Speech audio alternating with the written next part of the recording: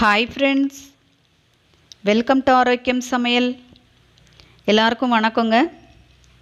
இந்த வீடியோவில் ஒரு சுவையான சோயா கிரேவி எப்படி செய்கிறதுன்னு பார்ப்போம். அதுக்கு முன்னால் நம்ம சேனலை ஃபஸ்ட் டைம் பார்க்குறீங்கன்னா மறக்காமல் சப்ஸ்கிரைப் பண்ணிடுங்க ஃப்ரெண்ட்ஸ். கூடவே பக்கத்தில் உள்ள பெல் ஐக்கானையும் கிளிக் பண்ணிங்கன்னா நான் போடுற வீடியோ நோட்டிஃபிகேஷனில் உடனே உங்களுக்கு வந்துடும். இப்போ வாங்க வீடியோக்குள்ளே போயிடலாம். வெல்கம் டு ஆரோக்கியம் சமையல்.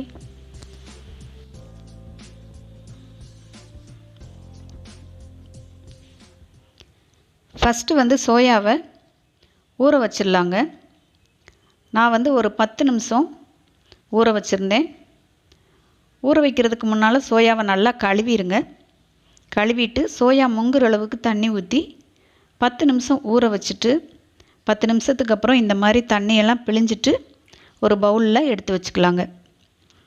அப்படி இல்லைன்னா சூடான தண்ணியில் போட்டோம்னாலும் சோயா ரொம்ப சீக்கிரமாக ஊறிடும். அதுக்கப்புறம் தண்ணியை பிழிஞ்சிட்டும் நம்ம செய்ய ஆரம்பிச்சிடலாம். இப்போ இதை வறுக்கிறதுக்கு ஒரு 2 டேபிள் ஸ்பூன் எண்ணெய் ஊற்றிருக்கேங்க. எண்ணெய் சூடானதுக்கப்புறமா நம்ம ஊற வச்சுருந்த சோயாவை ஒரு 1/2 டீஸ்பூன் மஞ்சள் தூள் போட்டு வறுத்து எடுத்து வச்சிடலாங்க. ஸ்டவ்வை சிம்மில் வைங்க. ஒரு கரண்டியை வச்சு நல்லா கலந்து விடுங்க. சோயா நல்லா வறுபட்டு கொஞ்சம் கலர் மாறி வந்ததுக்கப்புறமா எடுத்து வச்சிடலாங்க. இதில் எண்ணெய் நிறைய ஊற்றி பொரிச்சும் எடுக்கலாம். ஆனால் அதில் எண்ணெய் நிறையா செலவாகும். இந்த மாதிரி செஞ்சாலும் அதே டேஸ்ட்டு தாங்க இருக்கும். பாருங்கள், இப்போ நல்லா வறுபட்டுருச்சு. இதை ஒரு பவுலில் மாற்றி எடுத்து வச்சிடலாங்க. இப்போ இது இப்படியே இருக்கட்டும். அடுத்ததாக கடாயில் 2 டேபிள் ஸ்பூன் தேங்காய் எண்ணெய் ஊற்றிக்கிறேங்க. தேங்காய் எண்ணெயில் செய்யும்போது நம்ம ஹெல்த்துக்கும் நல்லது, நல்ல வாசனையாகவும் டேஸ்ட்டாகவும் இருக்கும். எண்ணெய் காஞ்சதும் சின்ன துண்டு பட்டை, ஒரு நட்சத்திரப்பூ, 2-3 கிராம்பு, 2 ஏலக்காய், ஒரு பிரியாணி இலை, 1/2 டீஸ்பூன் சோம்பு போட்டுருங்க. இதெல்லாம் போட்டு நல்லா பொரிய விட்டுருங்க. அதுக்கப்புறம் 2 பெரிய வெங்காயம் நல்லா பொடிசாக நறுக்கி போட்டுக்கலாம்.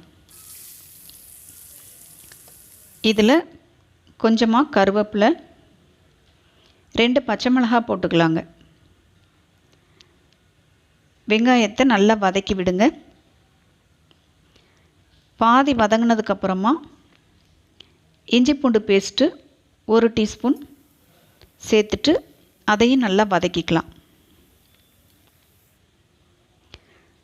ஸ்டவ்வை மீடியமில் வச்சுக்கோங்க. நல்லா வதங்கினதுக்கப்புறம் தக்காளி சேர்த்துக்கலாங்க. ஒரு 4 தக்காளி எடுத்து கழுவிட்டு பொடிசாக நறுக்கி வச்சுருக்கேங்க. கொஞ்சம் பழுத்த பழமாக எடுத்துக்கோங்க. அப்போ தான் கிரேவி நல்லா திக்காக இருக்கும். இதில் 1/2 டீஸ்பூன் உப்பு போட்டுக்கலாங்க. உப்பு சேர்த்து வதக்கும்போது கொஞ்சம் சீக்கிரம் வதங்கிடும். இப்போ இதை ஒரு 2 நிமிஷம் மூடி வச்சிடலாங்க. மூடி வச்சிட்டோம்னா தக்காளி ரொம்ப சீக்கிரமாக வெந்து குழஞ்சிரும். அப்படியே நம்ம நல்லா மசிச்சு விட்டோம்னா சீக்கிரமாக தக்காளி குழஞ்சு நல்லா வதங்கிடும். இப்போ பாருங்கள், 2 நிமிஷத்துக்கு அப்புறம் நல்லா வெந்து வதங்கிருச்சு. இப்போ இதில் மசாலா பொடியெல்லாம் போட்டுக்கலாம். 2 டேபிள் ஸ்பூன் மல்லித்தூள், 1 டேபிள் ஸ்பூன் சீரகத்தூள் போட்டுக்கலாம், 1 டீஸ்பூன் தனி மிளகாய்த்தூள், 1/2 டீஸ்பூன் கரம் மசாலா, 1/4 டீஸ்பூன் மஞ்சள் தூள். இந்த பொடியெல்லாம் போட்டு எண்ணெயில் நல்லா வதக்கி விடுங்க. ஸ்டவ்வை சிம்மில் வச்சுட்டு மசாலாவை எண்ணெயில் நல்லா வதக்கிடுங்க. வதங்கினதுக்கப்புறமா கொஞ்சம் தண்ணி சேர்த்துக்கலாங்க. தண்ணி அளவாக சேர்த்துக்குங்க. இந்த கிரேவி கெட்டியாக இருந்தால் தாங்க டேஸ்ட்டாக இருக்கும். ரொம்ப தண்ணியாக இருந்தால் டேஸ்ட் கொஞ்சம் கம்மியாக தான் இருக்கும். தேவையான அளவு தண்ணி ஊற்றிட்டு உப்பு காரம் செக் பண்ணி பார்த்துருங்க. அதுக்கப்புறமா நம்ம வறுத்து வச்சிருந்த சோயாவை போட்டுக்கலாம்.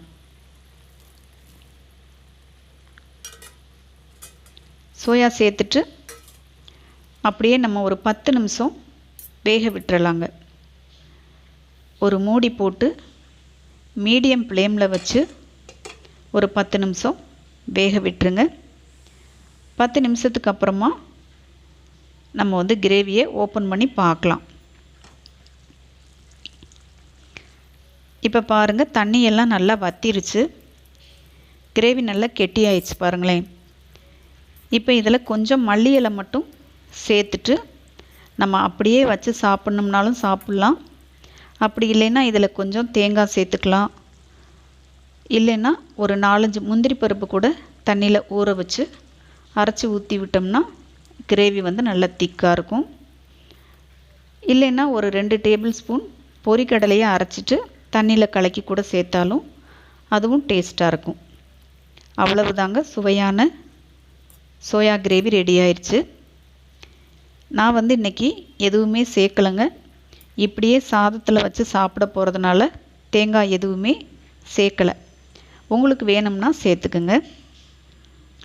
இந்த கிரேவி வந்து சாதத்துக்கு மட்டும் இல்லைங்க, இட்லி, தோசை, சப்பாத்தி, நான் எல்லாத்துக்குமே ஒரு அட்டகாசமான காம்பினேஷனாக இருக்கும்.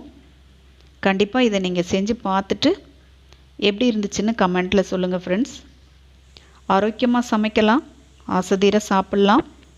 இதே மாதிரி இன்னும் நிறைய வீடியோஸ்க்கு நம்ம சேனலை மறக்காமல் சப்ஸ்கிரைப் பண்ணிடுங்க ஃப்ரெண்ட்ஸ். இந்த வீடியோ உங்களுக்கு பிடிச்சிருந்தா வீடியோக்கு ஒரு லைக் கொடுத்துக்கோங்க ஃப்ரெண்ட்ஸ். தேங்க்ஸ் ஃபார் வாட்சிங்.